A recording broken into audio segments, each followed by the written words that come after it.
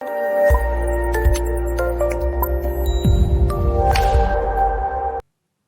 Everyone, इस video में जानेंगे डिफिनीशन लिस्ट के बारे में। DL tag stands for definition list and it is container element for the definition list.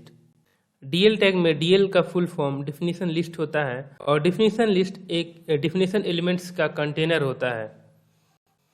Definition list is a list and it is created by using DL tag. Definition list एक list होता है जो कि DL tag से create किया जाता है।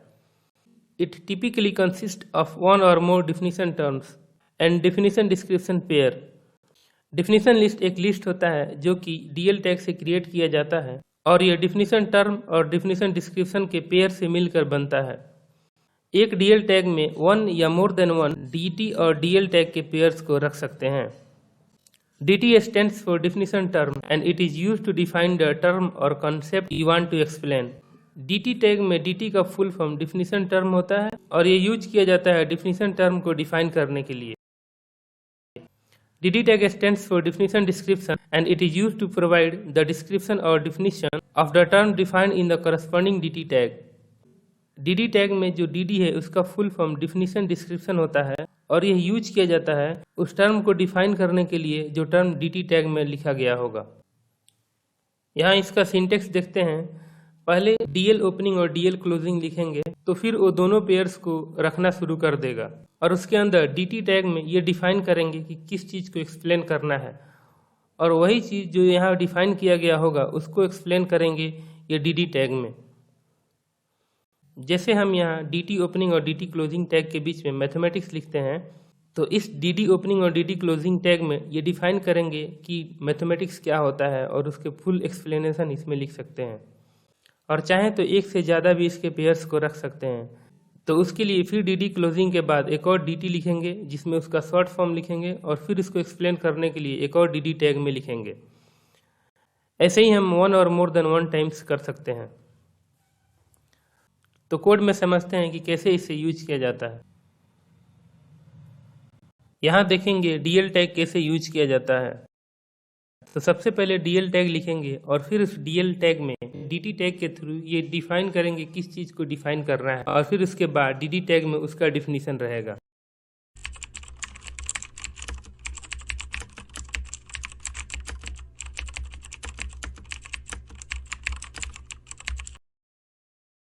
Basically DL tag एक डिफिनीशन लिस्ट होता है जो कि काफ़ी सारे डिफिनीशन को एक लिस्ट में रखता है। तो यहाँ पे एक HTML को डिफिनीशन को रखेगा, फिर पाइथन के डिफिनीशन को रखेगा और फिर CSS के डिफिनीशन को रखेगा।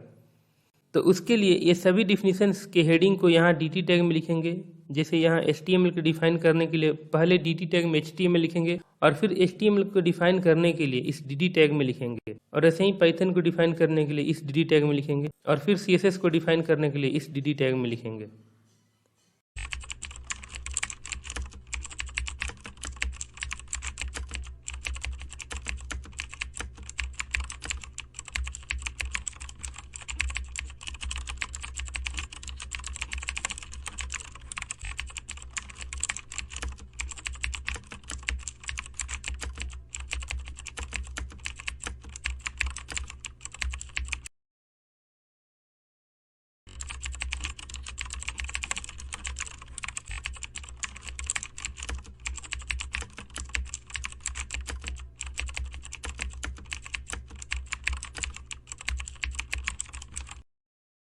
तो यहाँ DD टैग में HTML का डिफिनीशन है और इस DD टैग में पाइथन का डिफिनीशन है और इस DD टैग में CSS का डिफिनीशन है और इस सभी DD टैग में क्या क्या डिफाइन करना है उस चीज़ को DT टैग में लिखे हैं।